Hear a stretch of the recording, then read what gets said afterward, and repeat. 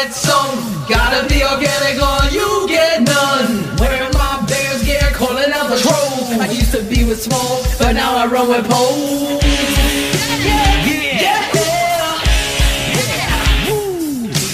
Milk in a bottle, try to milk in a can. It's always in a bag, or you're not Canadian. Sometimes, anytime, maple sugar sweet. Canadian, organically.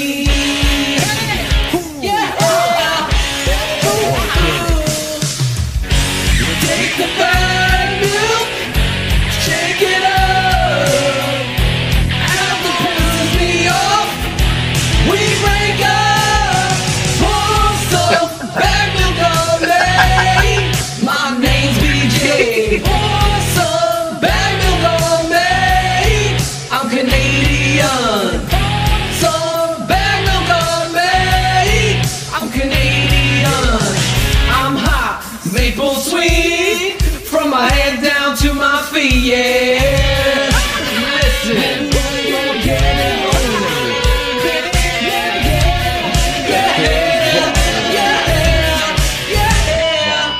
Blue jersey, orange jersey, white jersey, go. Crazy little woman in a three-man show. Show flow, plan a highlight, extraordinaire. Breaking crazy news with my big curly hair, curly hair. Whoa. Curly hair. Bottles out of milk in a can. It's always in the bag, but you're not Canadian. Sometime, anytime, maple sugar sweet. Canadian, organically.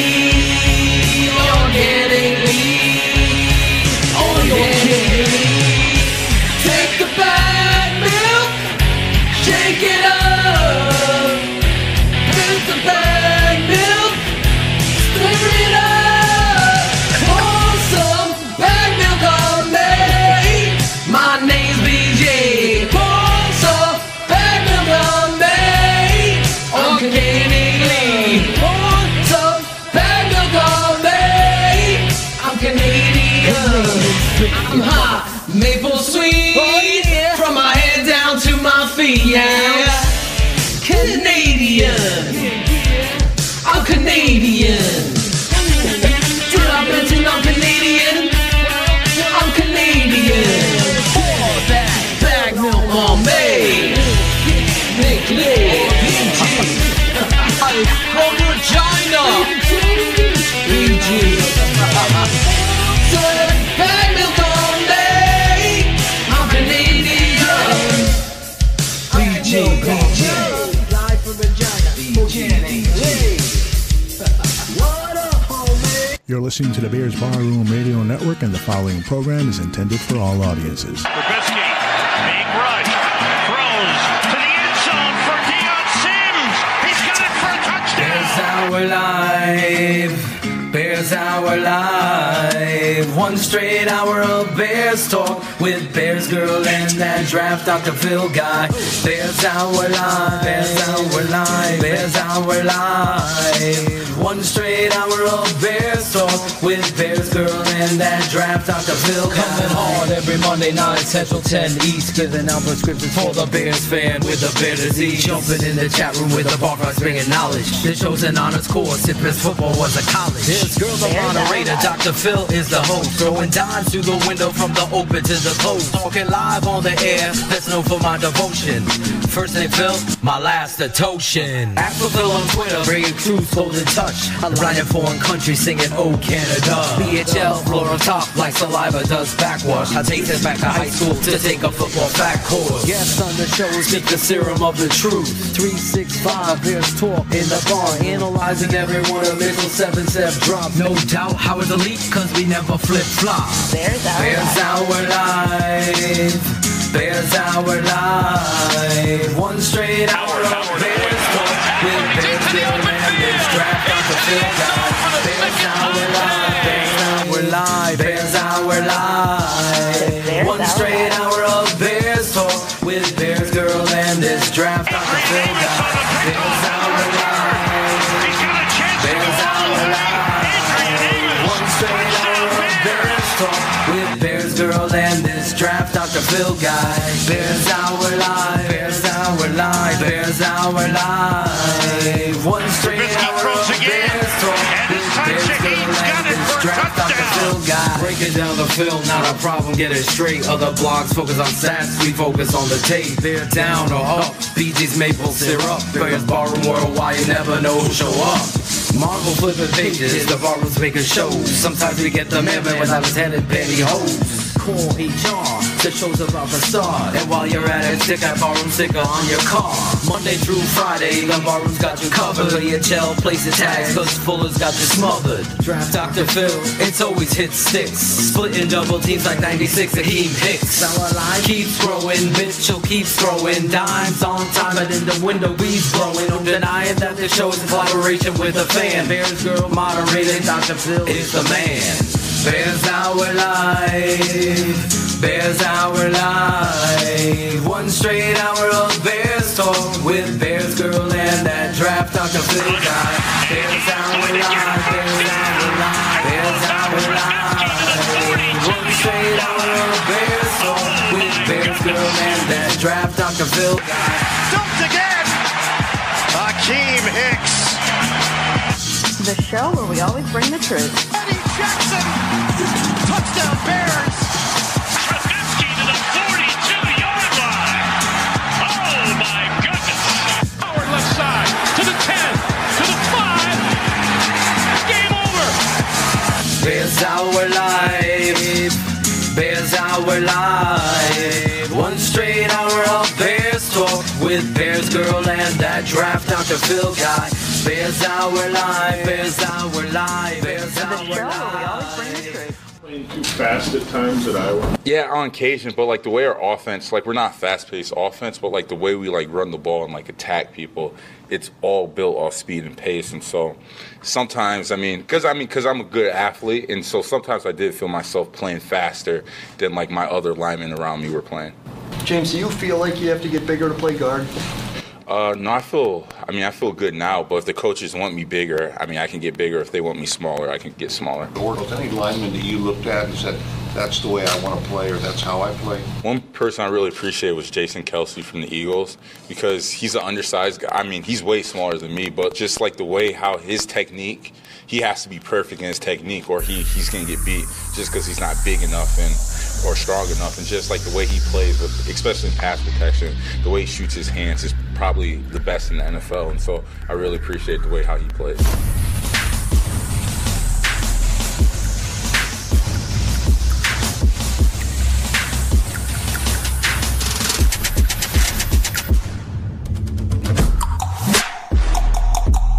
Hello, Bears fans. This is Bears Hour Live with Draft Dr. Phil.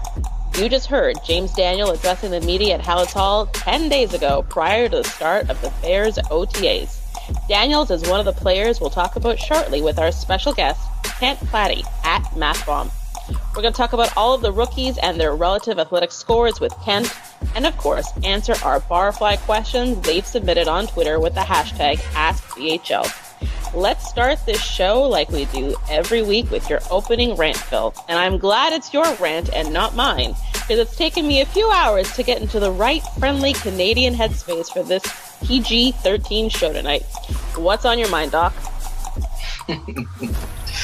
I'm glad we started with a little Canadian bag milk to get the flavor going. Some makeup. Oh, yeah. Really captured the essence of the evening. Really got me in the mood, I'll tell you that right now. I know the love couple behind the scenes was in turmoil. There's drama, rudeness, there's construing lines. It's been a crazy day, but I am fired up that I'm on the show and I could talk about what really matters most, and that's Chicago Bears football. And right now, BG, guys are in shorts, guys are running around, everyone's got their theories and their conspiracies, and really ultimately, there's nowhere to hide when you watch the tape. So a lot of this back and forth trolling, stat mongering, and all this other stuff has really got me to the root of the problem. The heartbeat of the Chicago Bears is Mitchell Trubisky, And I really wanted to put a spotlight on him because I put up a couple videos this week for Bears Barroom just to bring football back into the equation because it's never off my mind. I don't watch any other sports, religiously like I do football. So now I'm just grinding tape backwards and really focusing on Adrian Amos and Mitchell Trubisky and a little bit of Hakeem Hicks I put out there as well. But focusing on Mitchell Trubisky, the tape tells a story and the stats don't. So the national media for Barflies are going to hear talk about a double talk, really, about a young quarterback. Is he going to fit? Is he going to do this? Is he? All these questions going on.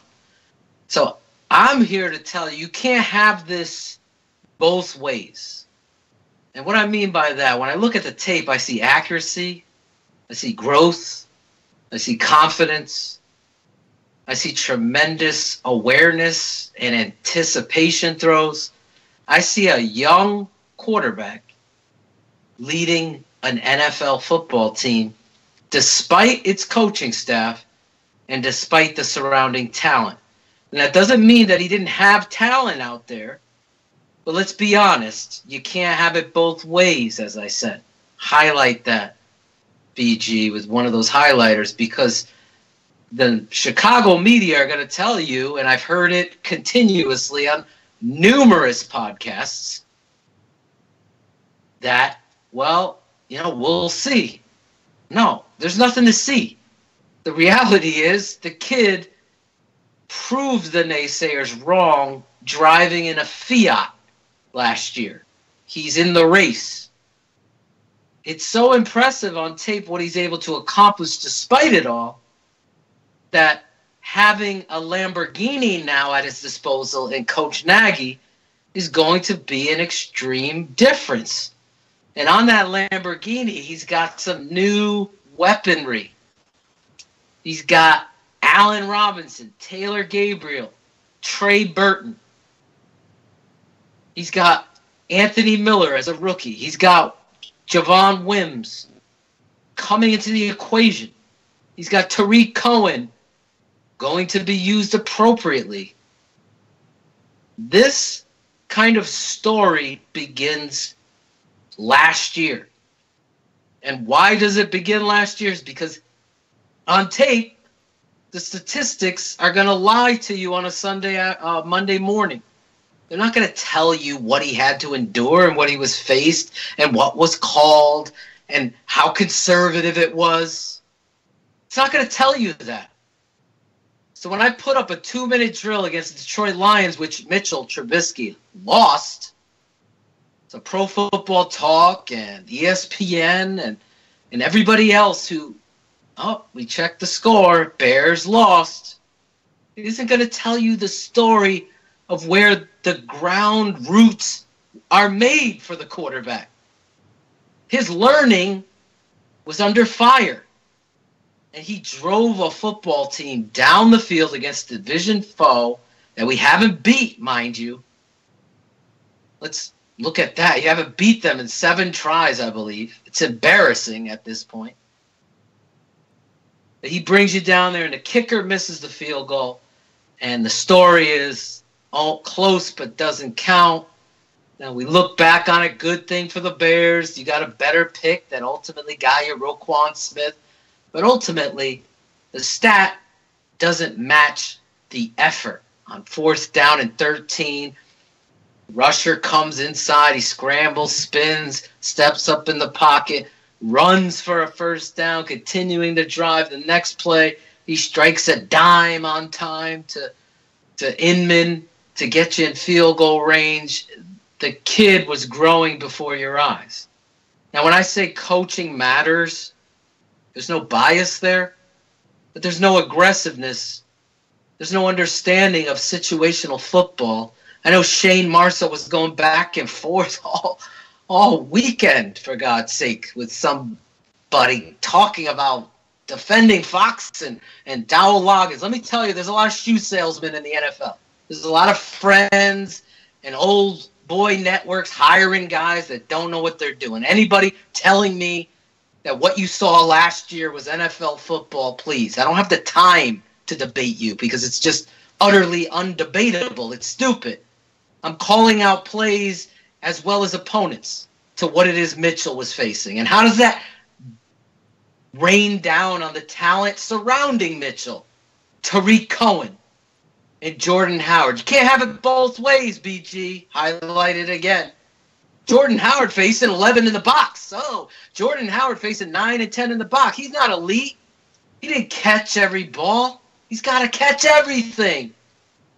For some reason, players are held to some extreme different standard. If Jordan Howard was a Detroit Lion, probably in the playoffs winning games. He's a difference maker because when a linebacker comes up to tackle him at 240 pounds, him being 230 runs right through him with athleticism. We overlook that.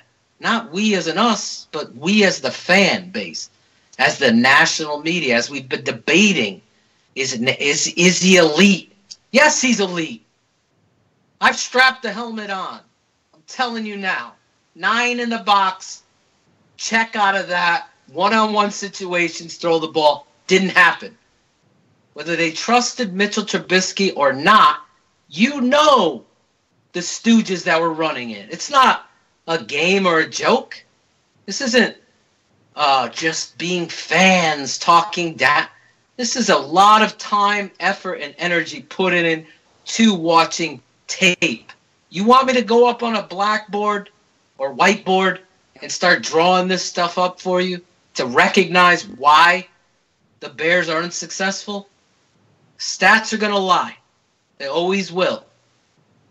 What was the great quote? 99% of stats, 49% of them are real. Tonight we're going to have a special guest in Kent Platte, who I've been begging to have on because in his statistics is breaking down draft talent, athleticism, not the statistic of how many yards or how many incompletions to one side of the football field or how far the ball traveled or how fast. None of that stuff matters when I'm looking at Mitchell Trubisky. I'm telling you, the perfect fit and the perfect storm has occurred to help an Adam Shaheen, to help a Tariq Cohen, and to help a Jordan Howard. Is Mitchell Trubisky getting the free rein to check, to use his talents that are appropriate to him, athleticism, accuracy, and anticipation, and get these new weapons involved in Allen Robinson and so forth. So to count the Bears out right now is hysterical to me. Whatever the spread is for opening night, bet the Bears. I'm no Mike North, but I'm telling you, bet them now. Because by the third preseason game, the narrative is going to change like it always does, the hot teams. Right now, I see Fitz and Mitchell is making Matt Nagy smile. You know, they're talking about Tariq Cohen making him giddy. He should, because he's so talented. He should have been on the field so much last year. But it's only going to make Mitchell better. And when Mitchell's hamstrung and to put on the performance that I see on tape of what an NFL quarterback needs to be and should be, that is making me excited. That is making me excited as a coach that I know that this young man's going to be given the free rein to use his talents appropriately to help the Chicago Bears do a 180. Not since the days of Ditka, as Aldo said on Bears on Tap, have you felt the difference in a football coach. Not since the days of, I can't even remember, the days of yesteryear, the T formation. Did something come to Chicago that's going to be aggressive? Or maybe the 46 defense will be the last time you thought of something aggressive and different coming to Chicago that you haven't seen before. And this is the perfect storm for Mitchell Trubisky and his talent surrounding him. So I am fired up for it, and I'm fired up for who we have on the show tonight, who I've been praising throughout all of draft season, as Aldo can attest, that I just so appreciate BG, our guest. And if you want to just introduce him and give us a little heads up of who he is. I will do that. He has joined us, but before we get to Kent, I want to read just a couple of comments from our live listeners. So Merck3091 is saying Trubisky will have a hell of a year. Hashtag Mr. Biscuit. And we have Trey Busy in the house, as always, and he says, I can't wait until we come out like a Lamborghini week 1 against the Packers. So welcome back to Bears Barroom and Bears Hour Live. Kent, for those who don't know Kent, he is a writer at prideofdetroit.com, and he is also the creator of RAS. I know Phil is dying to go over all of your stats and figures and thoughts on our Bears rookies, but I want to give you an opportunity to share with our listeners, both in the chat and on the podcast, what relative athletic scores are and where people can find them and you online. Great. Is the audio coming through all right? It is. There he is. Yeah. So like you said, I'm Kent Platte. You can find me on MathBomb or on Twitter at MathBomb. I do have a website at relativeathleticscores.com. You can actually download the application for Windows from there if you want to look up scores on your own. I'm currently developing the system cross-platform. It only works on Windows right now. I'm working on getting it on Mac as well. After I get that done, it's going to be all moving towards mobile, and I hope to have mobile active before draft season kicks off for 2019, which no one else is looking ahead to at all. We're all paying attention only to this season. We're not looking that far ahead. But I'm pretty easy to get a hold of, and as you guys all know, I answer anybody that I can whenever I can, so I'm pretty accessible.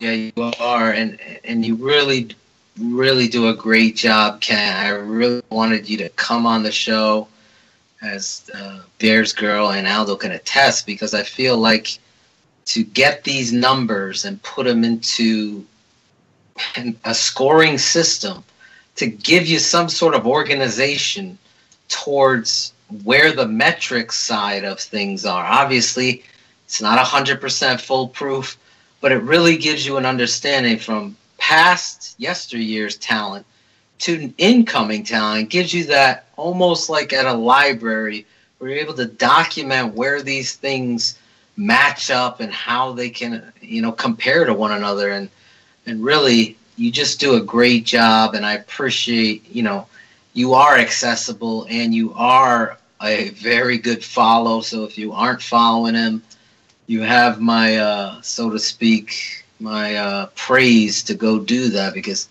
Kent is a good follow, even though he's a Detroit Lions fan. And I try not to drop the "We Own the Bears" hashtag as much as my fellow Pride of Detroit guys do too. So you won't see it as often from me. I try to keep it as generic as possible teams wise when I can. Except for 2 days a year, you're probably going to get nothing but that. So you sent us earlier today all of the Bears RAS stuff. So I'm going to let Phil take over and have you walk us through our rookies. Fantastic. Well, Ken, you look at Ryan Pace's 2018 draft class, and I know he scored, big grades from these national narratives and what have you. But when you look at, did you see a pattern in regards to the RAS scores that you compiled? Yeah, he wasn't screwing around this year. The Bears are kind of right in the middle for the past several seasons when it comes to athleticism. You usually get a couple of elite athletes, a couple guys a little bit below average, a couple guys right around the middle. They've been right around the middle when it comes to athleticism, which isn't a big deal. You don't have very many teams that are straight athleticism. You don't have teams that just ignore it completely. So it's not a big deal to fall in the middle for this particular thing over time. But 2018, he did not go that route at all. He picked a ton of elite athletes up. I'm looking at just the draft picks, and what do you have? 1, 2, 3, 4, 5. 5 of the draft picks rated above 8, which is what we consider elite range. And 4 of those guys were above 9. So that's out of a 0 to 10 system. So 10 being the best. If you're a 9 out of 10, that's a hell of a lot of athleticism. And the Bears, they weren't messing around this year. None of the Bears draft picks were below average on RAS at all. So they definitely paid a little bit more attention to it this year than they have in previous years. And it's always good. It's always good from a fan's perspective to see that kind of stuff, because you want the big guys, the fast guys, the explosive athletes. Those are the guys that we as fans we get excited about. Those are the guys that we really want to see. So it's nice to see that they're doing a little bit more of that this year. And when you look at the RAS score for the person who doesn't know or doesn't follow you yet, you're taking these, times as well as height, weight, 40, bench, and you're coming up with a metric scale, correct? Can you just break that down? So there's 10 combine measurements that we use. Use height and weight for size. So there's a little bit of size scaling just by including that in the score.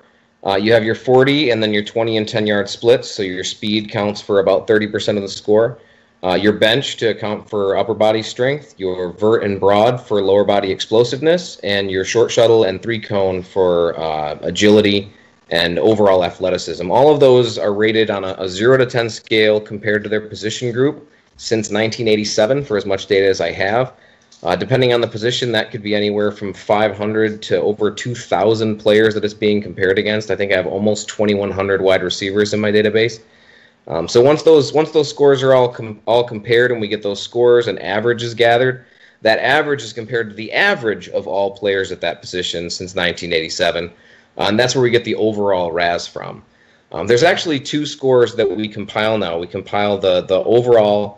And then when I refer to RAS, I usually refer to what's behind the scenes, the draft year RAS, which is the RAS up to the year that the player was drafted. So for the 2018 class, those numbers are the same because it's all time and it's 2018, so that's the same. But depending on how far you go back, those numbers are going to look a little bit different. The closer to 1987 you get, the further from 2018, there's going to be a bigger disparity between your all-time score and the score that you had back then because your data pool is smaller. There was a lot fewer people in my database from 1991, say, than 2018. So the scores start to change a little bit. But it gives a much better picture of an overall athleticism standpoint compared to when they actually came out. So you'll have guys that were great athletes when they were drafted, but if they came out in 2018, that might not be the case.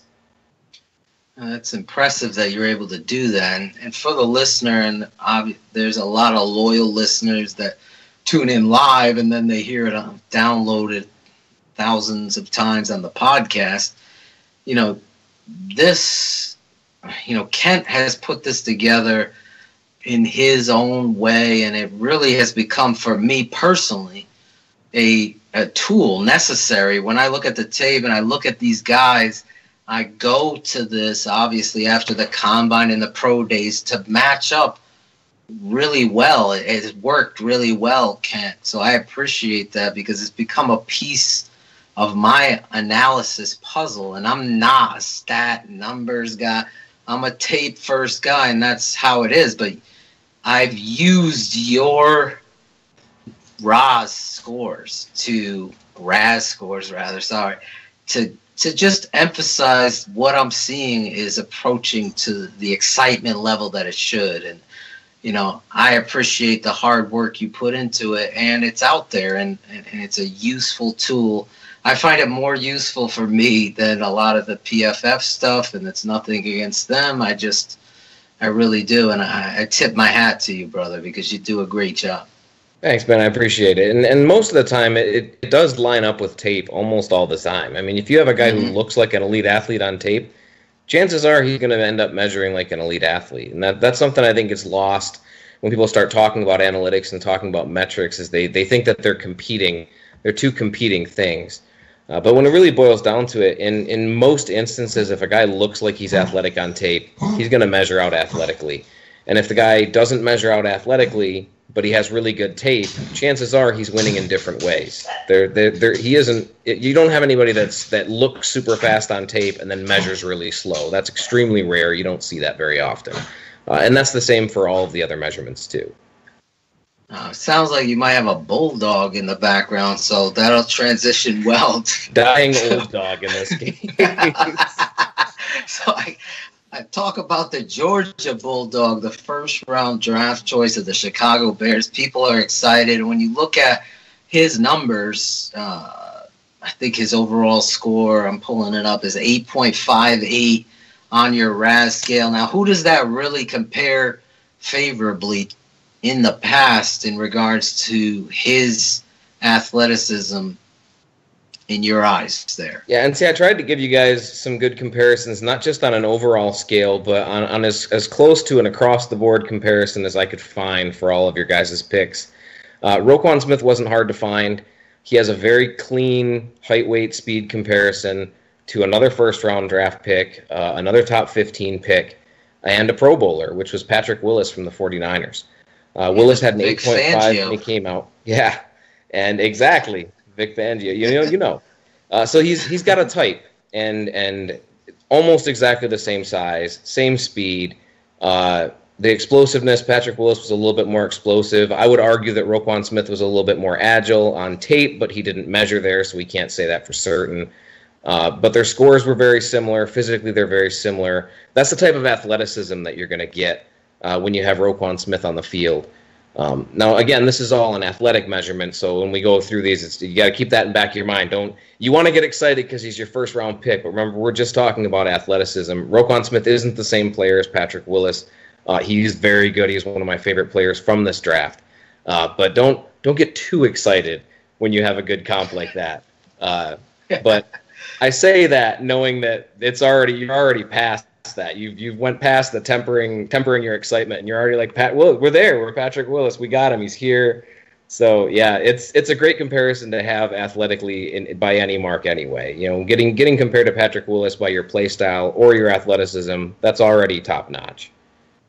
Yeah, and it's exciting because of the Vic Fangio connection. And as you're pointing out, these teams spend millions of dollars using metrics to do what you're doing and really match it up with the tape. And when you look at Willis, his fit with Vic Fangio, his size, his speed, when you look at the RAS comparison, it's pretty crazy to look at the two of them next to each other and how well of the comp they are to one another. And it is exciting because that's all you have right now to go on until they strap it up. But obviously the kid is a wonderful player on tape. Oh, yeah. When you go to the next guy, though, another guy that stands out here is Anthony Miller, and the wide receiver from Memphis. The Bears traded up into the second round to secure this football player, giving up a next year's two. I want to ask you, just based on the athletic score and the tape, obviously, if you don't know, Kent watches a lot of tape too. It's not just about this, but when you look at Anthony Miller, was it worth the trade up in your mind? I know you're from the division, but you're an honest guy. I think Anthony Miller's a really good player on tape. The concerns that we had with Anthony Miller had nothing to do with how well he played. There's I think a foot injury, if I recall, that had a little bit of a issue with him. But from a talent standpoint, they jumped up and grabbed him when they needed to. I don't think it was a reach by any measure. Some people had him as high as the first round, so I think it's good value. It's great value from an athletic standpoint. Miller is fantastic across the board from an athleticism standpoint. He's just a little bit shorter than the average receiver, but who cares? And there's a lot of short receivers that don't matter. And 5'11", almost 6 foot is not short. So. Right, I would take that if I could have it. Right. You look at the scores, though, 9.28, well over that 8 mark.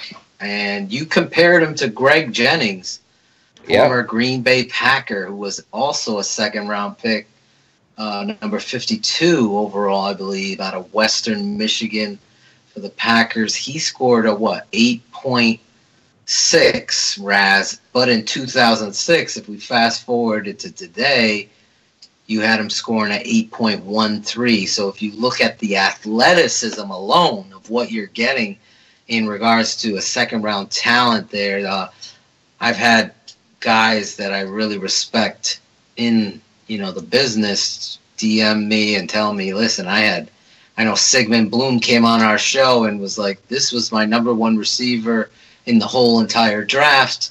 Anthony Miller was a steal. You look at the athleticism and the confidence, the mental aspect of it, as well as the tape. There's a reason why Bears fans are excited, Kent, and it looks like a really good comp to Greg Jennings here. It does, and it's funny because before I posted this, and I put this together shortly before the show, but some time back before the draft, somebody, and it might have even been Sig that mentioned it, but somebody had comped Anthony Miller to a more explosive Greg Jennings. And from an athletic standpoint, that is spot on. That is 100% accurate from an athletic standpoint. Anthony Miller is not quite as fast, but it's a marginal difference in speed.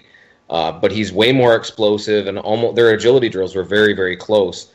He actually beat his cone time by a little bit, but they both had ridiculous cone times. I mean, Miller had a 6.65 in his cone. Jennings had a 6.69. Both of those are well into the elite range for a cone time at a receiver. But it's fun. It was just funny to me that was the comp that I got, months ago before the draft, and here I am pulling up the athletic measurements. Like, oh, yeah, more athletic more explosive Greg Jennings. Guess that works. Let me ask you about his hand size. I know it was like 10 and 5/8 inch hands. I think you have it listed as 10, but have you noticed in your past of doing this, the hand size of wide receivers making a big difference in assessing these types of players transitioning to the NFL? It comes up a lot, and you want guys that have over 9 1/4. That tends to be the cutoff. The thing about hand size, in a way, it's a lot like weight, where you just don't want to be under a certain amount. You don't want a guy that's got under 9-inch hands playing receiver. You generally don't have any success there. There's a very, very limited list of people who've actually found success at running back or receiver. Running back's another one where you don't want small hands. And of course, quarterback, that comes up every combine all over the place. Yeah. Oh, hand size. But at receiver, you just want them to be over 9 1/4. And while 10 inches or 10 and 5/8, if that was the other listing, 10 inches doesn't seem like it's that much over 9 1/4, but the range isn't very big here. You're not talking about like 40 time where you have guys that run 4.35 and then you have guys that run 5.5. There's a 2-second difference there. It's not like that. When you're talking about hand size, you're talking about the difference in general of about 8.5 to about 10.5 in general every year. So it's only 2 inches. So 3/4 of an inch of difference or more is significant to go from where you expect a guy to be and where this guy is. So 10-inch hand size is fantastic. That's usually what you're looking for tight ends. So it's tight end size hands in a much smaller frame. That's definitely beneficial. When you go to the obviously first pick in the second round, every year I have some of my favorite. Obviously, me and you were going back and forth a little bit about one of my favorite, Marcus Davenport, who ended up going to New Orleans Saints. It's going to be interesting to see how his career pans out because his RAS scores were off the charts. And the good thing for him, just to interject a little bit, the good thing for him is he went in one of the best places he could have. They paid way too much for him, in my opinion. But from a coaching staff perspective, the Saints are one of the best places that Davenport could have landed. Yeah, no doubt. I mean, I would have loved to see him with the Bears, because I really think he is going to be a 10-sack guy in the NFL. Easy his rookie year. I've gone on the record and say it. I just thought the world of him. But another guy that I absolutely fell in love with, his tape, was James Daniels. And this guy I had earmarked easily for the first round. And obviously teams might have pushed him down because of the knee or concerns with the knee. But when you look at these RAS scores of this offensive lineman, I mean, they coincide with what it is I see on the tape. And to get him in the second round, to me, was glorious. And talk a little bit about James Daniels and who he compared with favorably. Sure, and James Daniels, his RAS was a 9.25 out of 10, which that's great. That's an awesome score, right? That's injured. He measured that injured. And he probably would have had a lot better if he had ran his 40 time while injured. He probably would have had a better score. So imagine what you're going to get if he had measured healthy. I comped him to a guy that you're probably not going to recognize right off the bat, which is John Flannery. Was drafted in the second round by the Texans. It's a similar round, similar level of athleticism. At the time, Flannery was the most athletic center in my database. This is going back quite a bit, though. This is 1991. 1991. So it's back quite a ways. But Flannery came right out of the gate, and he was fantastic when he first started playing. He was on the all-rookie team that year. But Syracuse kid, right? Yeah. But what ended up happening was he had knee issues. So there was another comp here where there was already some injury issues. And I'm not saying it to be dire and say, oh, well, he's destined to get hurt or whatever. But it's just that what might have been. You have a guy that comes straight out the gate. He actually played guard as a rookie. He didn't play center that year because the Titans or the Texans they had a guy back then. Well, it was the Oilers back then. They weren't the Texans yet. But James Daniels has that same level of potential. He can come right out the gate, and he will start from day one. He will be a very good player from day one. You've watched his tape. There's no concern about that. The question about Daniels is just going to be whether or not he can last and whether the injuries are a fluke thing or if there's something that he can manage. I would have loved to have seen what a guy like Flannery could have been, especially on that offensive line back then. But James Daniels, it's going to be that same way. If he can maintain his health and he can stay on the field, he's going to be a beast for him. Now, there's no correlation between RAS and success for center, which I can say because the Lions also drafted an elite athlete at center, so I have the same concerns. There's nothing that points to saying that this type of athletic measurements matter at center. But that depends on your blocking scheme. If you're going in with a blocking scheme where you're going to have guys on the move a lot, you need an athlete. You need a guy that's going to be able to get out there and move in space. The Bears have that. The Lions have that. They both got a guy they think can do that type of movement. Daniels, when he gets out in space, man, he's quite hard to pick up by linebackers. They don't think that a guy that's almost 310 can move that way, and he's a lot of fun to watch. He's unbelievable to watch. I compared him to the kid who ended up leaving Kansas City and went to the Raiders, Hudson. From an athletic standpoint, they're not very similar. But if I remember, I think Hudson was hurt when he measured coming out. I don't remember him testing. He tested. Right. He didn't test well though. Yeah, he didn't test well though. I'm pretty sure he was injured though. So that was it, because that kid on tape could do things that he in the open of the show you missed. He was talking about how he looks up to Kelsey over in Philadelphia. And when you watch Kelsey doing Daniels tape, he gets to the second and third level with ease. And just like you said, he almost shocks linebackers that he's up on him so quickly. And when you're going into this run pass, Philadelphia, spread and mixed in with power scheme that you see, I think this kid was the perfect fit for what Matt Nagy wants to bring to the table. Yeah, and it's funny because Jason Kelsey was actually, if I'm almost 100% certain he's the guy that I comped Daniels to when I did an article pre-draft before the combine. I think Kelsey was the guy that I comped him to from an athletic standpoint. I figured he would have measured right about the same, and even hurt, he still came close. Wow, there you go. We're on the same page, Kent. So here's this part in the draft where I was like confused, because I'll be the first one. I didn't have Iyiegbuniwe, Joel Iyiegbuniwe, this high. After watching tape, I see what Ryan Pace likes. He scored a 7.77 on the RAS score. Talk a little bit about him and who you comp him to and what Bears fans should expect in regards to the type of athlete. Yeah, and he actually went right about where I think he was predicted to go before the draft. I think the part about him is just nobody wants to say his name, and it's hard, so they just give up on it. Ironically, I watched the combine with my dad, and it was his first time ever watching the combine. He didn't know the combine exists. There are people who don't know the combine is a thing, and these are people that are related to me, which is amazing to me. But I watched the combine with him, and he pronounced that kid's name perfectly on the first try. And I have never been able to. So that's is he crazy. any relation to Aldo Gandia? Aldo can butcher a Washington, a McClellan, but Iabunaway, he hits it every time. First time out the gate, so shout out to him. From an athletic standpoint, though, you're looking at a good athlete. He measured a 7.77 out of 10. What's tough about getting a comp for a guy like him is that this type of linebacker is relatively new. The NFL is in a of change right now. There's a lot of positions that are starting to be utilized differently. You're seeing safeties that are dropping into the linebacker position more and more.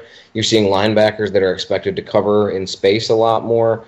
There's a lot of stuff that's changing in the NFL, and it has been for a few years now. But because of the fact that it's still relatively new in the grander scheme of things, you're not going to come up with a whole lot of straight line athletic comps. This guy comes in at under 230. So for a linebacker, that's going to be a little bit concerning because you have to wonder whether or not the Bears are going to try to bulk him up. A guy that I comped him to, another guy that you might not recognize right off the bat, was Gerald McCrath, who played for the Titans. He was drafted in 2009, also in the 4th round. Very similar athletic profile across the board. But one of the things that struck me was that they tried to use him like a traditional linebacker in Tennessee. And that was not very wise of Tennessee to do. I'm a huge Stephen Tulloch fan. The Lions eventually signed him, and you can imagine my elation when the team that you love signs the player that you love. You know, having those two things joined together. But I watched him throughout his pro career, and I've seen Gerald McCrath play quite a bit, and it was just very mismatched between his skill set and how they tried to use him. Now, bringing that back around to this guy, and I'm not even going to try to pronounce his name, so it's going to be this guy or Joel or whatever. Iggy. Iggy, that works. But you come around to him, and it really is going to be dependent on how they use him. I don't know how they're planning on doing that. And Fangio has not had the greatest track record of using guys outside of Patrick Willis that have that type of skill set. So it's going to be interesting to see how they try to develop him. But this is a guy that, if they use him right, if they use him how well they used Patrick Willis, and I don't think they're going to have him in similar roles at all. From the tape that I've seen, I don't see that at all. But if they use him as well, if they use him in a defined role where he fits that quick, that coverage skills that you try to push with this type of linebacker, if they use him in that way and don't try to force feed him into a traditional linebacker role, I think they're going to have a little bit more success with him. But once you start getting into late round picks, you're already getting to the point where you're like, okay, what role is this guy going to have? Exactly. I'm excited about him because I think that weak side position, if he's given the opportunity, just like you said, especially with a lot of this run pass option, you need those talented cover guys. And the one thing that really stands out with this kid is his speed and his quickness, his ability to, like you were comparing McGrath, using him in the appropriate way. Going to be exciting to see how he comes in and how determined, or is he going to just learn on special teams? And obviously you got Danny Trevathan, Roquan Smith, and Nick Kwiatkowski into the mix. Competition to me like that. Obviously, Christian Jones is now a Detroit Lion, who's kind of that swing, versatile linebacker that we had here. This kid comes in here. He is an excellent blitzer as well as a run and chase type of guy. So I'm excited about that pick, but not as excited as I am about the next guy. And to me, some guys just pop on the tape, and when you're in Division I AA football, you have to just show up and show out. You jump off the tape. This football player, Bilal Nichols, really was one of my personal favorite type of guys. Like, I used to call him steals, like later round gems. When you look at his athletic score, I think he's the highest graded out of all the Bears. As far as RAS is concerned, am I correct there? I believe so. 974. Yeah. 974, yep. There you go. So, I mean, talk about this football player. For me, playing that 5 technique with this kind of ceiling and athleticism, you know, Kent puts in, obviously, height, weight become a part of the equation. Speed, obviously, 20 and the 10-yard, as well as bench. This kid scored a 9.74. Kent, talk about him and who you compared him to. So his worst athletic trait is that he's only mostly above average in his weight. That's his worst athletic trait, is he's pretty big. So if your worst trait is he's pretty big, then you know the kind of athlete that you're talking about here. He ran a sub 5 second 40, which that's great for any defensive lineman on the interior. It's great for any interior offensive lineman or outside offensive lineman. It's great for 5 techs. It's great for 3 techs. It's great for 1 techs running a sub 5. Obviously, if you're going to be playing 5 technique full time, you want to have a little bit more speed to that. But that's still a fantastic score for a defensive tackle to have, especially in the type of role that I think that they're going to have him doing. The Bears already have Eddie, is it Goldman? I always forget. Is it Goldman, right? Him. I'm not gonna forget his name next year. They already have him, so they don't have to plug Nichols into a nose tackle role. They don't have to plug him inside and just say, "Hey, eat space." They can do a lot more with him. They can use him into a little bit more versatile role. I actually comped him to Barry Cofield earlier in I think it was right after the combine. The Giants. Yes. Barry Cofield is a very underappreciated player in the last decade or so in the NFL. He had a very strong career, a very solid career. He may not have ever been a household name, but he's a guy that played for a long time, and he played at a pretty high level pretty much the entire time. Bilal Nichols has the exact same type of potential. I think he's going to play for a very long time. I think he's going to have a very versatile role. I would love to see him grow into that star role once he leaves the Bears. But he's a guy that can do a lot of things and do them well, and I think having the athletic ability to be able to do that, as you can see from the card, his worst athletic grade, so outside of his size scores, his worst athletic grade was still above the 75th percentile, which was his vertical. His explosiveness scores were only very good and not elite. So again, you're talking about his worst marks are better than most people ever hope for. So he's got all those tools that you want to have for your interior defensive lineman. So that's going to be one that's going to be fun for you guys to watch, and not so much for me. Yeah, I'm excited about that young man. The next guy I know had the super producer, the Godfather. Very excited. We needed a pass rusher in this draft. We needed to find them. You guys franchise tagged a guy that came out with the same kind of speculation that Davenport did, and Ziggy Ansah. I think the world of that football player, thought he'd be a tremendous fit with Vic, but you guys kept him in-house. That's the smart move you guys did, because that's a talented pass rusher in a league that's desperate for them. Obviously, the Bears weren't able to tap into it, but in the late round, they took a guy that had been injured and banged up. And when you look at the RAS score of this young man, to get this kind of potential in the 6th round of an NFL draft, to me, excites me. I saw him down at the Senior Bowl. Obviously, I watched tape on him. When healthy, this kid shows toughness and the kind of traits that you want in a football player that's an ascending talent. The only thing was the injuries holding him back. So talk about Kylie Fitz and who you compared him to. The comp you had, I loved that kid coming out, so talk about him. I actually remembered that. I'm pretty sure we talked about that at one point.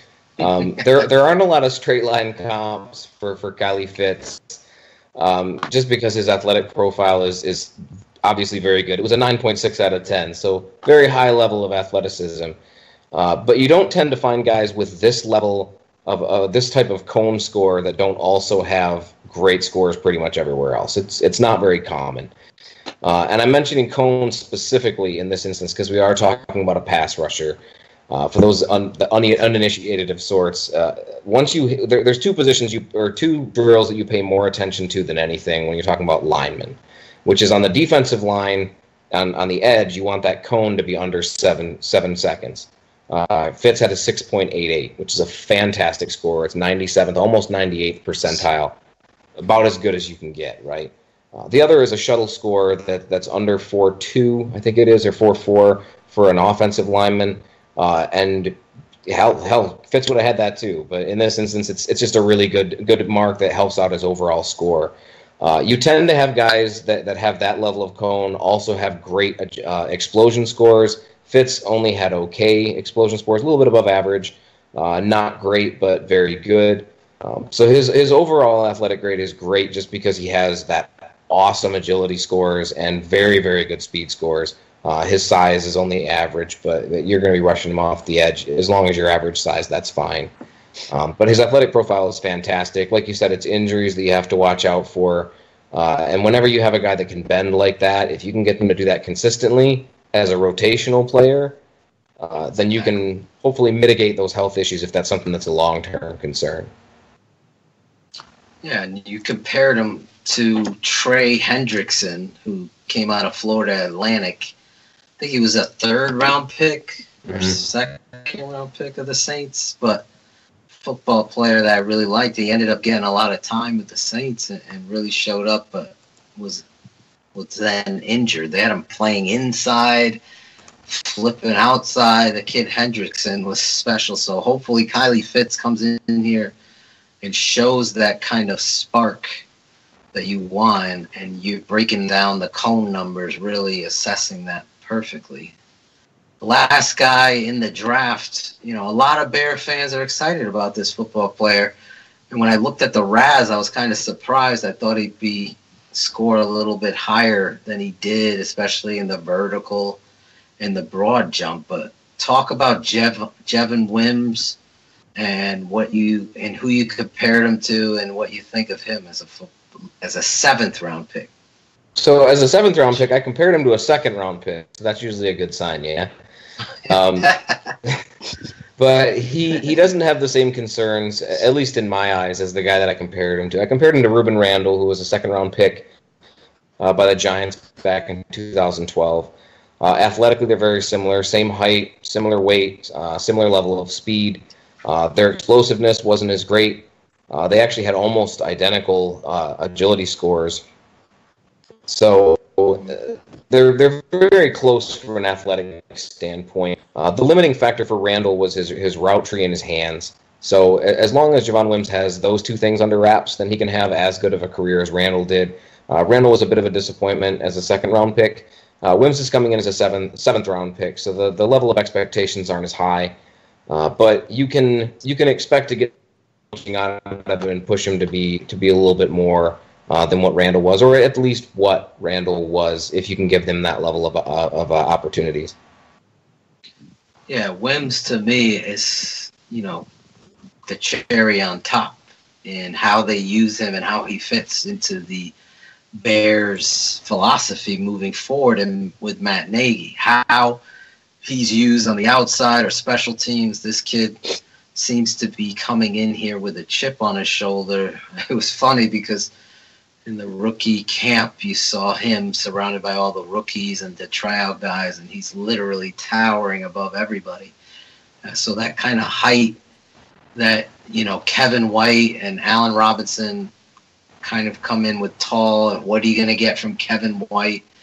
So this kid comes in here as a seventh-round pick with a chip on his shoulder. I'm going to sign up for that. So it's going to be exciting.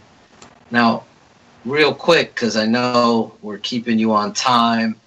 I don't want to keep you, but when you look at the undrafted free agents and, quickly, a couple of them that you thought were excellent signings or really stand out with their RAS scores. So there's four guys that I pointed out that the Bears signed. Three of them happened to have the highest scores. That wasn't planned, even though obviously the scores are my thing. They picked up Dejon Allen out of Hawaii. And forgive me if some of these guys are no longer with the team. The list that I had may not have been the most current. So just stop me if I mention a guy that's not there anymore. But that was a guy that I had highlighted due to his athleticism. He's undersized for the position. He needs to bulk up. I don't see him making the roster day one. I'd be a bit surprised if he did. He needs to bulk up before he's going to be ready to play in the pros. But from an athleticism standpoint, he's got all those traits, man. The only score that he had that was poor from an athleticism standpoint happened to be the most important one, which was the shuttle. But all of his other drills were great, over 8 for every other drill that he had outside of his size and the shuttle. So a great athlete, a guy to look out for. Abdullah Anderson out of Bucknell, very small school, so not the guy that a lot of people have paid attention to. But a fantastic athlete across the board. None of his marks were below average, so a guy that you pay attention to just because of those athletic traits. Another guy that you're probably going to have to wait a year just because the level of competition is such a big jump from Bucknell to the NFL. Ryan Nall really jumped out. He was a huge fan favorite to a bunch of my friends on the Lions site, so going to the Bears was not fun. Now suddenly everybody hates him. But at 232 pounds and 6'2", that's a big boy at running back. And usually when you have that big of a guy, they're not the greatest of athletes. That is not the case for Nall. He had fantastic athletic marks across the board, with the exception of his vert and his bench. I know people like to pay attention to the bench because it's a measure of strength, and there's that macho aspect to it, but I don't care. I'm more concerned about whether guys got good lower body explosiveness and whether he's agile. And running a sub-7 cone time at 232 pounds for a running back is a little bit scary. That's not the kind of score that you usually see that level of athleticism. That's almost the same type of concern that I have with a guy like the Lions just signed LeGarrette Blount. Blount didn't have that kind of overall athletic profile. But he is a big boy that can move in space, and that's the kind of thing that they got in Nall. Were you surprised that he didn't get drafted? I was shocked that he wasn't drafted. It surprised me a lot. Me too. I had him, I think, in the 6th. He was a late round pick for me. His tape is good. It's not as great as some of my friends thought that it was. But he had good enough tape to get drafted. And when you have a guy that big with that kind of athletic profile, it was surprising to me. With no other serious flags that I knew about, it was surprising to me that he didn't get drafted. Regarding Anderson, NFL.com says he's a powerful interior defender who uses heavy, strong hands and adequate athletic ability to consistently disrupt offensive game plans. Is it unique to find a defensive lineman with such a high RAS to fall to undrafted status? It's not unique, and it's funny that they mentioned the adequate athleticism thing, and this is one of the things that I've tried to refine a bit over the years. We mentioned at the beginning that I watch a lot of tape. I try to identify athletic traits on tape. And one of the things that gets missed very often is how athletic some of these guys are because their technique is poor. And you see that so much with guys from smaller schools where they're just not technically refined enough to take advantage of the athletic gifts that they have, or they're being poorly coached. I don't think that was the case in this particular instance, but you see a guy that doesn't look very explosive. He might just not be timing the snap very well. So he doesn't look like he's explosive because he just isn't getting off the snap. That could be a technique issue. That could be a timing issue. That could be his assignments and what he's actually asked to do. Josh Sweat from Florida State, that was one of the big concerns with him. A lot of people thought he wasn't that athletic, and he just knocked out almost every athletic drill. Part of that was because he was just asked to do things differently at the snap, so he didn't look as explosive. He didn't look as quick off the snap. You see that a lot with interior defensive linemen because of what their assignments are. I think that was probably the case here. It's the same thing with getting agile out in space. It's usually a mental aspect when you have a guy that doesn't look very good out in space. He's either overdiagnosing or he's just oversimplifying things. He doesn't know what he's supposed to do when he gets out in space. So they look lost. They look slow.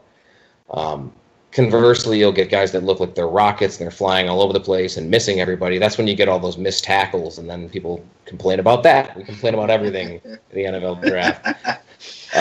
We do. But for guys like this, for guys like this, though, it's not uncommon, especially for small schools, to see guys like that. But you usually see them get picked up in the 7th round. 7th round is usually where small school athletic guys go. Abdullah Anderson was a guy that could have went there. Okay. And Chaz Robertson was in our chat room. He had to leave, but he had a question for you, and it might be a hard one, but he says, from a RAS to draft pick ratio, from your recollection, who was the best athletic talent value taken in the 2018 draft? Oh, gosh, in the best value. See, that's a tough one. Giving you a hard one. That is a tough one. That's why I'm saying I added in from your recollection because there's a lot of info there. God, see, it's so much easier to come up with the guys that were the worst value, right? Because you always remember those guys, Colton Miller, who get drafted way too high because of their athletic ability. Gosh, that's it a may tough not be one. one you can answer now. You could tweet it out to us later if you want to come up. I might have. Oh, you know what? Actually, I don't have to, because if we're talking strictly from a RAS to draft status, and we're gonna hate this, we're all gonna hate this. It's Equinemius St. Brown, drafted in the 6th round by the Packers. Wow. He had a 9.84 out of 10, and he was drafted in the 6th round. So there were a couple guys that were drafted later that had higher scores, but they're guys that I don't think would have had any chance of going higher than that. But St. Brown was a guy that was considered a much higher draft pick. He had a fantastic athletic profile, and he fell all the way to the 6th round because he's got, I think, daddy issues or something. So I think that would probably be the one. I know he doesn't stretch. That was one of the big concerns. But that's got to be the best value right there. Well, that is all I got, Phil. Anything else for Kent before we let him go?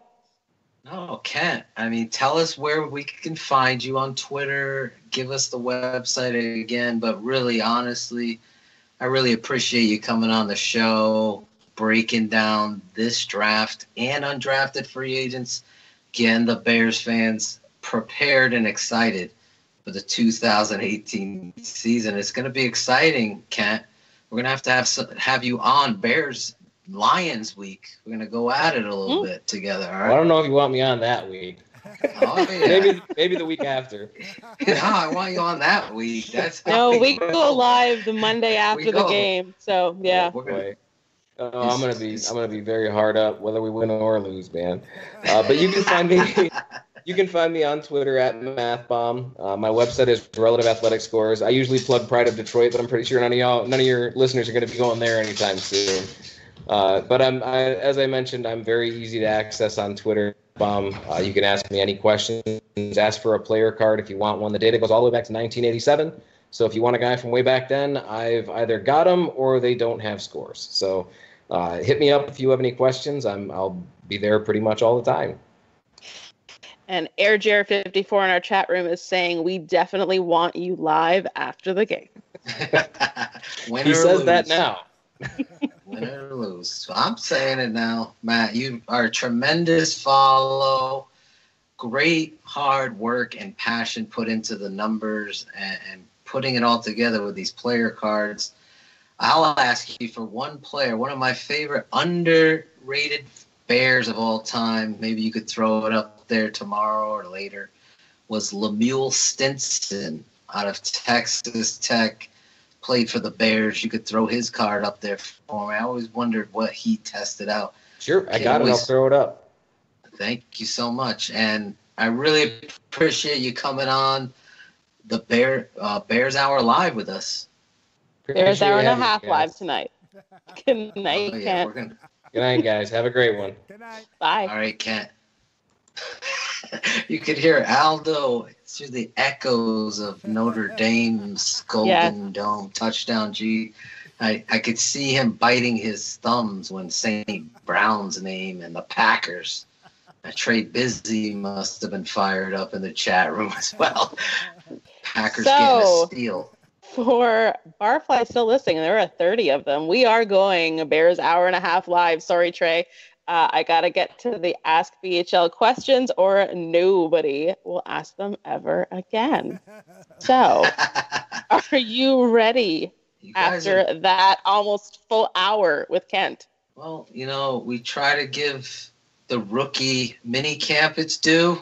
Oh, boy. We also give the OTAs. Don't go there. Also, a Lions fan coming on, showing no bias, class act. Credit Aldo for introducing me to Kent. And really, I speak the truth. I don't give two craps. You know that. I'll keep it 100. Great information, great follow, great guy. All right. So we have consensus in the chat room that, they absolutely did enjoy that breakdown of all of our rookies. And let's get to some Ask BHL questions. You ready? Absolutely.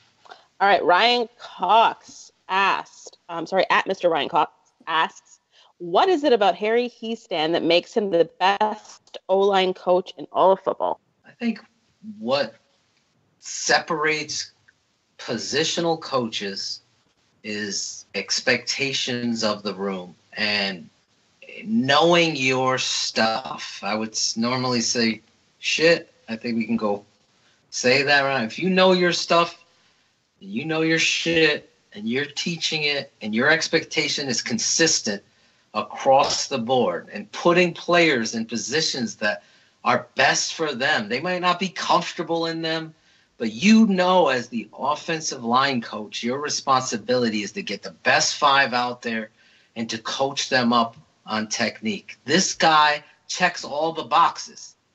He's a thoroughbred in regards to teaching technique.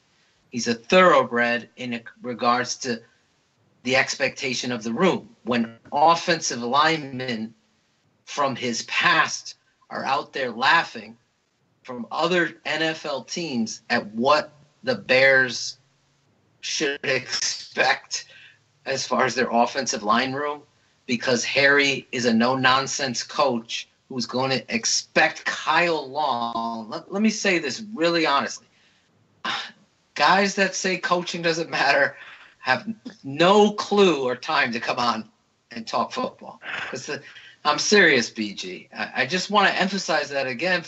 Great question, Cox, because I'm going to tell you, Harry is going to treat Kyle Long exactly as the same as the Jerron Johnson or the kid from Hawaii, the undrafted free agent. He's going to push the right buttons to make the competition most important. Those kind of coaches that are sound in technique and teaching, great communicators, disciplinarians, and get the most out of their football players by putting them in the right position to succeed is why Harry has the reputation he does. He's not going to mince words. And let's just be honest. I know I'm giving you the long answer, but there's been times that this coaching staff has had offensive line coaches that have not blocked the play correctly.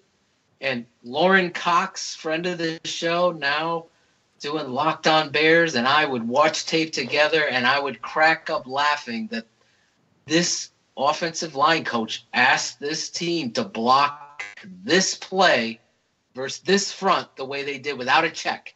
And it's disgusting, really, because it's the NFL.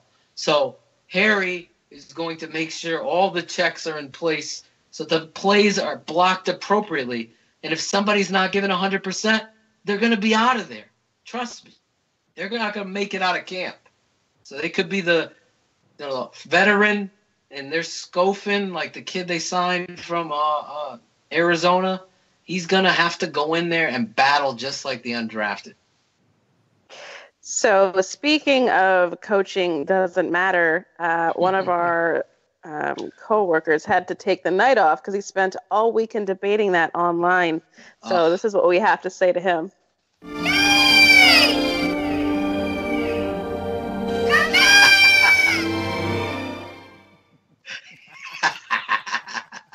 That's great. I saw that, and I gotta quickly say, Shane, come back tomorrow. I can't wait to hear your thoughts on it. Sometimes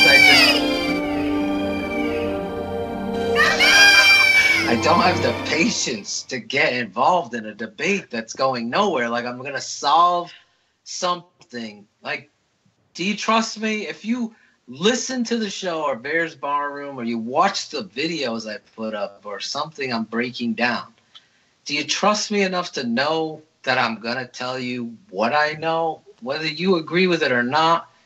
If you're going on the side of stupidity, and I'm sorry, sir, what you were saying in defense of Dowell Loggins and John Fox and their offensive philosophy as well as their usage of personnel, it was so downright disgusting and completely wrong that how am I going to convince someone who's a complete contrarian to the point of tape? I got to put up tape for you to watch how stupid it is. People are putting numbers and whatever. The fact of the matter remains, they're gone. Get over it. They were a hindrance. They were a terrible We've gone over this 100,000 times on the show, as well as Bears 100 Proof. Everywhere, it's consistent across the board. Dowell Loggins was a disaster as a play caller and a coach that understood feel and scheme and personnel. It's just, there's nowhere to hide. So I have people on the record telling me they lost respect for Adam Gase just for hiring the guy because he's a clown. So see what you want, but know this. I don't agree with anything. I agreed everything with the smartest man in the barroom. That's why he needs to come back. I can't wait to hear his thoughts on it tomorrow. He is hanging out in the chat room right now, listening in. I did him well. Apparently, that audio clip is me yelling from the 24th floor balcony of my condo. Yeah, just a little nugget there for you guys. Another question at Ask BHL was from AirJair54, Jeremy Kramer. He says, with all of the looming positional battles coming, which battle do you think will be the most heated? Wide receiver, offensive lineman, safety, or tight end? And which just look like a battle on paper? I think there's going to be a lot of interesting I think the inside backer position is going to be interesting. I don't think anybody's going out without a fight. So I think offensive guard is going to be, I think Cush is going to want that position. You know, Daniels is here. Are they going to play the politics? Are they going to play who's best? Are they going to, I just went through a rant on how great Harry is. The confidence in me says he's going to play who's best. If James Daniels isn't ready, he's going to be on the bench. Yeah. If Grasu didn't work his ass off, he's going to be cut. These things are going to happen when you have a coach that's trusted and informed. And I think Pyers is the same way at the linebacker position. You ain't giving the position over to Roquan. It's going to be exciting to see. We all know how great that football player is, but what kind of mental attitude? You know, Kent was on the show, talking about the kid from Bucknell. Well, what kind of mental approach is he going to come in with that kind of athletic talent? Look at the 5 technique. Bullard. Me and Shane talked about his weight, and he looks pudgy. What kind of shape is he going to come in? What kind of motivation is he going to come in? Roy Robb looks like he's going to be the starter in my mind. Is this guy going to come in here, Bilal Nichols, and knock them out? I think that's an interesting position of competition there. The safety position to me is locked up with Amos and Eddie Jackson, clearly. There's been a lot of clamoring about Amos, but I'll get into that tomorrow night as I work on the film to prove my point. That's where it never lies. So I got a lot. I'm sure it's going to get a lot of views in what I'm putting together for Bears Barroom in regards to Adrian Amos. Let me just put that out there. So it's going to be exciting. I think the tight end position, real quick, Adam Shaheen is going to be a man. I really believe it. Put that on the record. I know there were critics out there about him. It takes a little while at that position, but I think that football player fits Nagy's system really well. And I think him working with Trey Burton is going to be exciting. So put me down right now about Adam Shaheen. Keep yourself prepared because that football player is going to be exciting. Our next question comes from John Santucci at Santucci_John, also known as the Tooch, who we need to wish a happy second birthday to his daughter. He says, happy birthday, young bear girl. Baby Tooch. He wants you to look into your crystal ball and give Barflies a few names you think will be surprise cuts after the Bears training camp. That's tough now because I don't even have a roster in my head. Let me just think. Mike Burton, I think, is going to be showing the door. Grasu, a third-round pick. I look at this depth chart. I look at the talent there. He mentioned the kid from Hawaii, watching his tape. If he doesn't get Aldo Gandhi excited when he goes out to training camp with Trey, and they're watching offensive line drills, I'm going to be interested in seeing eyes and video on that kid from Hawaii and how he fires out, because this kid plays with a freaking edge to him. That kid's someone I think is going to battle for a roster spot. I know Kent said practice squad, but I think he's going to be too – if he plays the way his tape is, I think he's going to be too good to try to stash. So he'll push one of these offensive linemen off, because you obviously James Daniels is making this football team. So Grisou, I think this is a big year for Kevin White. I think he could be a cut at the end of camp. This year it's going to be different. I think they did that last year as well, where the final cuts are going to be everybody. They're not going to go through 2 cuts. So everybody's getting cut at the very end. So everybody's playing through the full preseason. Is that correct, Aldo? I think that's how it is, yes. So it'll be interesting to see. But I think Kevin White would be the big name Bears player, looking at Wims, Miller, Allen Robinson, Taylor Gabriel. Kevin White's going to have to be a superstar in camp to work his way back. It'll be interesting, but he's someone, Tooch, I think that Bush is on thin ice there. That's another name on the defensive side. He's got to do something in camp. Same with DeAndre Hall. I think Houston Carson gives you great special teams play.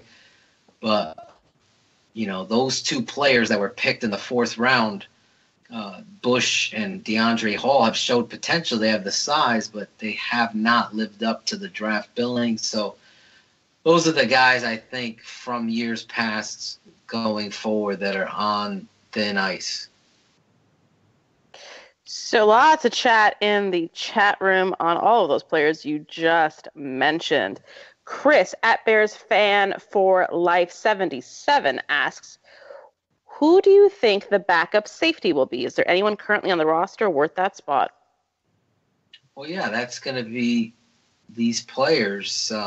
Houston Carson, Deion Bush. You got the kid who I really like out of TCU, Nick Orr.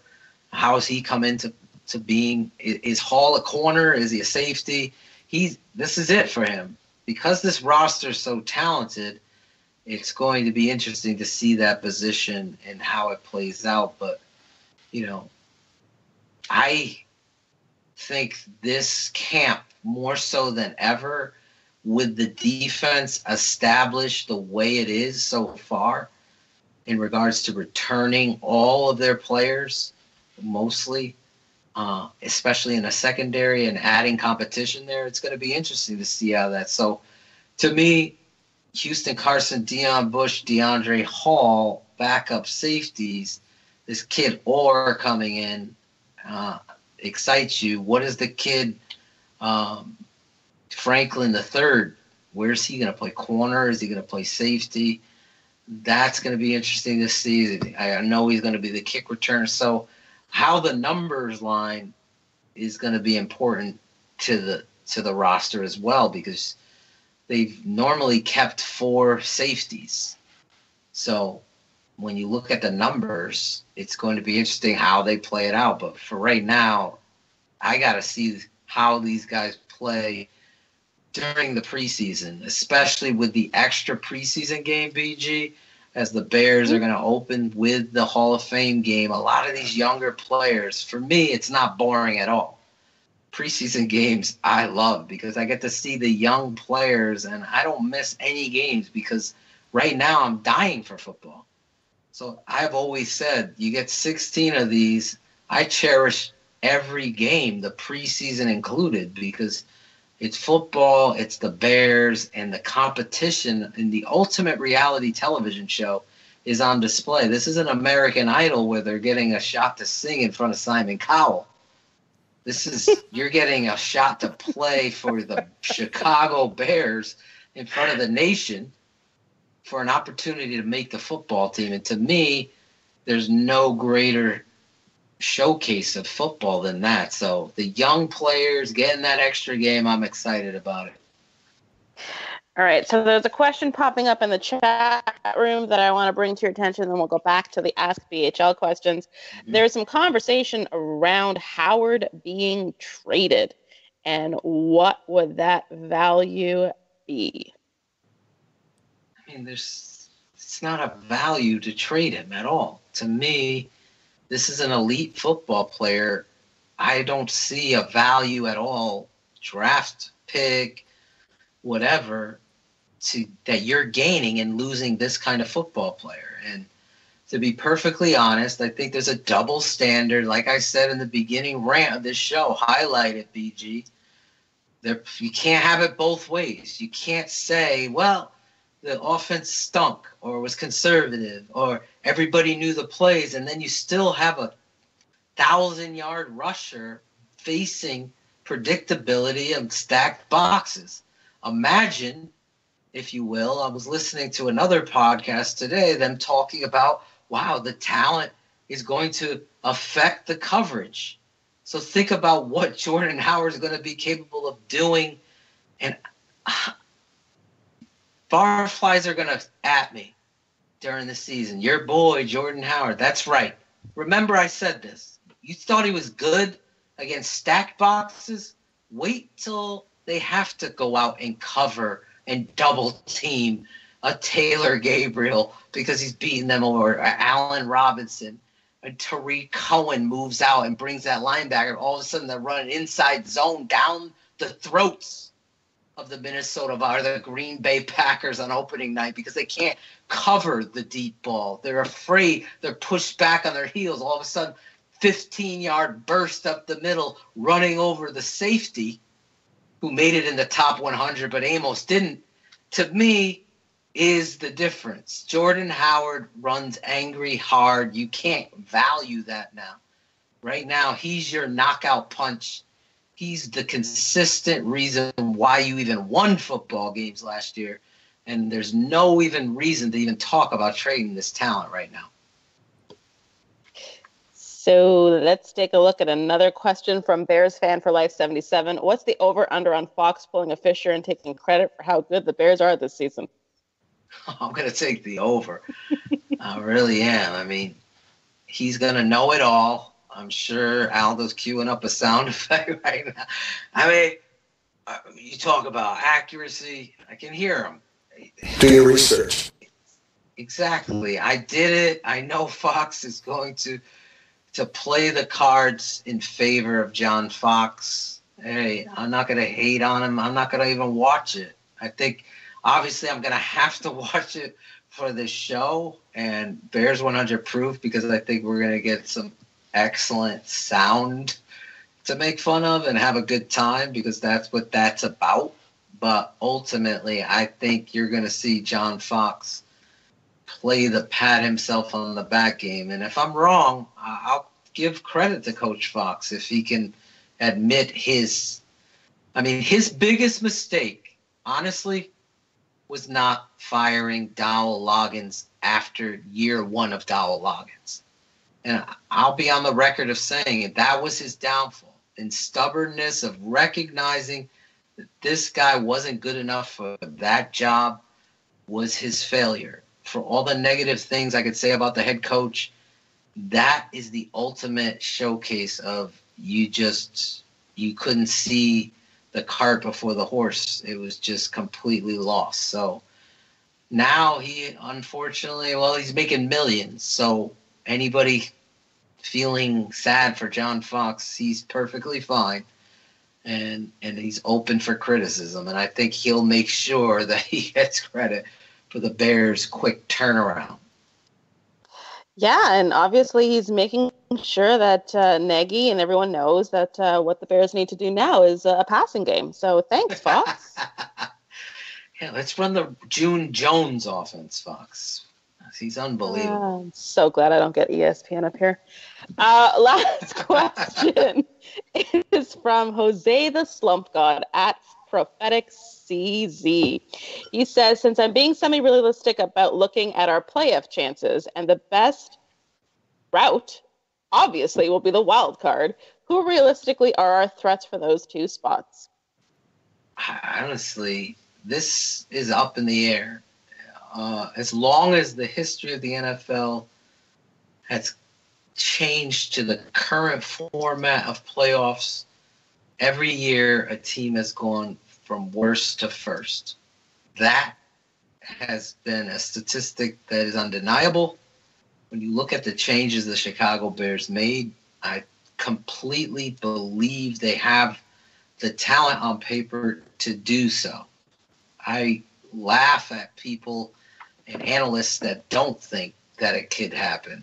Just wait until it changes. There was a moment, a critical moment last season where John Fox had an opportunity to turn around a season and really ultimately goofballed that around, as you all know, and starting Mike Glennon against the Green Bay Packers when it was clearly time to turn to Mitchell Trubisky. Oh, wait another week. Coaching matters. Personnel matters. Timing matters. Field matters. So when you look at the whole dynamic of the NFL and who's Minnesota, now that they got Kirk Cousins, everything's going to fall in place. You don't know how that fit's going to be. Injuries play a part in it. I don't do records in May. I always laugh at that, too, because injuries are going to occur. We knock on wood here that none occur for the Bears, but they affect football games, not just fantasy playoffs and what have you for those fans. The diehards that are listening in affect the flow of your football team and its chances to the playoffs. You saw it with Green Bay and Brett Hundley going in there and how that transpired. So I'm not afraid of anybody in the NFC North. You look at the NFC West, you know, are you afraid of anybody there? The Rams scare you? I'm not. A lot of hype around the defensive signings there. I've seen a dream team form before, and I saw them fall flat on their faces. Until the pads are on, looking at everything on paper, NFC East, the Giants, Saquon, Dallas, all these teams we don't know anything about. Who the Saints are going to be. We don't know. They look great. Let's see what they are. So it's really hard, Jose, to look at it now and tell you definitively, yeah, I think this. But I can say that I totally believe on paper the Bears are not out of position to win this division even. You talk about wild card. I look at it realistically, what the fits are, where they've done and what they've done in the offseason, defensively and offensively, as well as an aggressive, young-minded offensive head coach surrounding him with the best offensive line coach in football. I think you're building the recipe for a turnaround in your football team. And that's not even talking about all the things we talked about tonight in Jordan Howard, Tariq Cohen, and the talent they've gained on the outside. That it's not fanboy or homerish to be in unison of what they've done in 1 year's time. And I think the biggest move was getting rid of Fox. So I've seen it 100 times now that the team from last is going to first. So let's not count it out. Again, it's early, but I'm putting my stamp on the Bears should be in contention in this division, and it should be a battle because I don't think anybody's out in front, BG. So Bears fan Dan is in the house, your new best friend, and he gave us some interesting stats with his wide collection. He said the Bears were 5-11 in 2000 and then went 13-3 in 2001. They were 5-11 again in 2004 and then went 11-5 in 2005. Yeah. History repeats itself to a lot of people. To me, I'm just telling you what it is. Again, there's a certain vibe, there's a certain air in regards to the coach Aldo put it very eloquently on his Bears on Tap show about not feeling that. I've talked about it on Bears 100 Proof and Bears Hour Live. I went on a dissertation about Matt Nagy and how he's saying and doing it right. Just by hiring even Chris Tabor, I don't think Bear fans realize what kind of special teams coach you're getting under a disciple under the Dave Tobe tree, who got a bad rap in Cleveland. Well, my uncle is in Cleveland, does games there. Couldn't speak any highly of any other coach, including Harry Heiston, about Tabor and what the Bears are getting in this guy and what a tremendous asset he will be to the organization.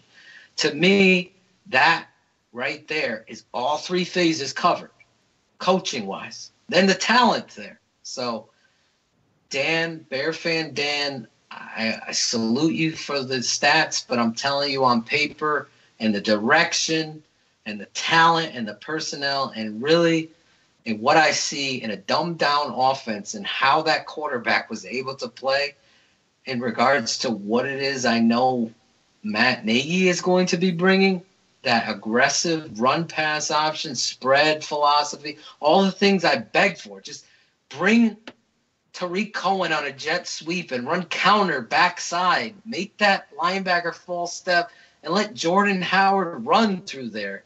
Block it solid if you have to. Just let that foot. It's going to happen now. And I don't.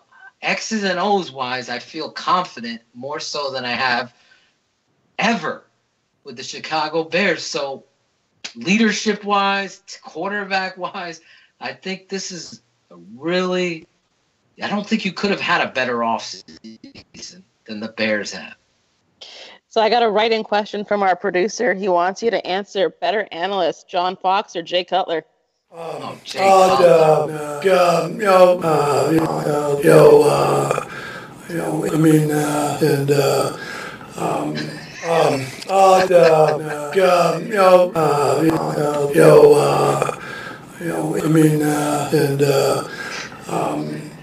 I could see Chris Armstrong turning the radio down right now. Just so hard to hear and memorialize those sounds for Bears fans. It's a dying sound. It's almost like duck hunting to call the ducks in, for God's sake. No, it's not even that. Jay Cutler, I'm excited. Has he accepted that position with Fox? Not yet? No, so I know it's been offered apparently. I thought Charles Davis mentioned something on a radio show that the expectation is going to be offered. So again, but I would be excited about Jay Cutler, the analyst, the color commentator. I wasn't expecting Tony Romo to be what he was. Some people found it annoying with Tony Romo calling out plays and what they're going to do. For me, I absolutely loved it. I enjoyed a Tony Romo broadcast because he called it out. I have famous audio of that Packers game. I'm pissed that I didn't bring it up tonight, of Tony Romo calling out Dowell Loggins and his offense and not putting the kid in. It made no sense. It wasn't a fit, to his words, paraphrasing. Mike Glennon just isn't a fit in what you're trying to do here. And he was just honest and knew the game of football. I mean, Jay is what's going to be interesting with his personality. So I would be excited about Cutler and hearing him on a broadcast to hear his personality. Well, we're going to be able to watch Cutler on reality TV very, very soon. Oh, yippee. I can't wait. Yes, his wife's new reality TV show, I believe, is coming out in the next couple of months. I know you're going to be watching it, Bears Girl. So you're going to be absolutely. You're going to be our go-to. We should have a segment in Bears 100 Proof. Bears Girls update. Strictly Cavalieri. So what happened this week in the show? got to be under 40 seconds to sum it all up. Yeah, if I can't keep you to 40 seconds, there's no way I'm going to keep a Cuddy segment to 40 seconds. But it is Bears Hour live and 45 minutes. I want your final thoughts before we wrap it up with Barfly comments and an update on our shows. Listen, guys, I'm not blowing smoke.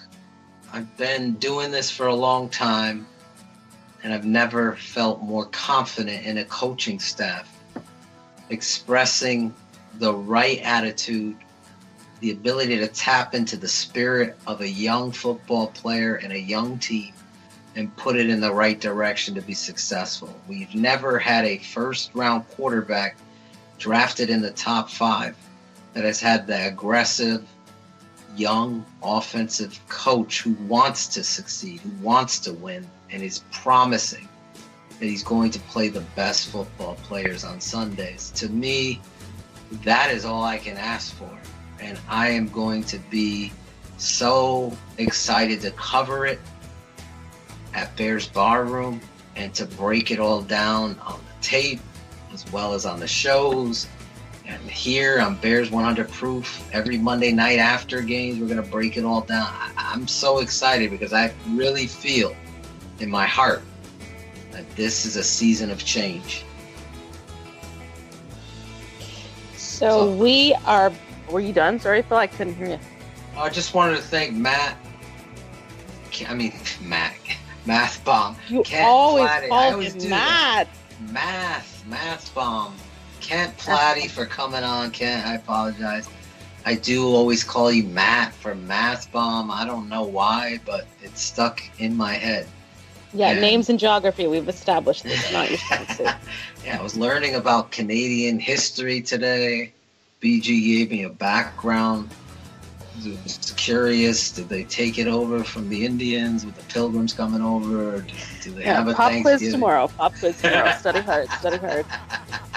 So, great job by him coming on tonight. And Barfly showing up, showing out, defending the truth, defending honor, integrity, and compassion are my key terms. If you don't have empathy, integrity, and compassion, then you're not a human being. And I think in today's society, we deal with a lot of tough talk and not enough praise and compassion. So I just want to thank the Barflies for bringing that compassion and less dramatic tough talk. So I want our listeners to know that we are back on Wednesday with a brand new 100 Proof. And while you're waiting for that, head over to bearsbarroom.com to read a brand new article from The Tooch on how the Bears can win the NFC North. We're also working on a couple special edition shows, our summer schedule, and some other exciting barroom initiatives we will be sharing with you over on Twitter and at bearsbarroom.com very, very soon. Want to close the show with your comments as always. Bears fan Dan says perhaps this Bears draft will be ultimately the best since 1983. Trey Busy says, I've been trying to figure out how the hell Javon Wims went in the 7th round. Gaines Report says Kevin White is gonna surprise. Trey Busy says expletive. Kevin White, in my opinion, if she shows up, great. If not, who cares? Busy never lets you down. Every time you read these comments, there are a few barflies that always make me chuckle aloud. Trey always gets me. I'm sure Trey will have more to say about Kevin White tomorrow on Steak and Whiskey. John Santucci says Roquan is faster than most safeties. Trey Biz says Mel Tucker said Smith was the fastest linebacker he's ever coached. Oso54 was in the house and he said, Phil, give me a shout out. I got a shout out. Oso54. Is that cousin Heidi? Oso54? No? No, that's her nickname, but that's not her. Oso54 is an actual barfly. And Heidi is also in the chat room tonight. Well, shout out Heidi for loving every song I've created, Heidi. So I've got some more songs in the works that are going to be great. as we led the show for some bag milk, I put a smile on BG's face, guys, because she was fired up. Not only with Aldo, the super producer, but a couple fraudulent fools out there got her all amped up. So I'm glad bag milk came back. Canadian Bag history milk right there.